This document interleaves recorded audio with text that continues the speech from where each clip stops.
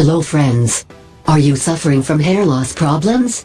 Today I will show you 3 best hair loss remedies to stop hair fall and make your hair grow longer and faster. Castor oil and aloe vera. Similar to castor oil, aloe vera to helps unclog hair follicles. Nutrients and the water content present in aloe vera help revitalize hair by hydrating them. It also balances the pH level of the scalp to treat itchy scalp or hair loss. Things you'll need. Small bullet. Honey retains moisture in hair. Dash. 2 tablespoons. Small bullet. Aloe vera gel maintains pH of scalp. 2 tablespoons. Small bullet. Castor oil unclogs hair follicles. 2 tablespoons.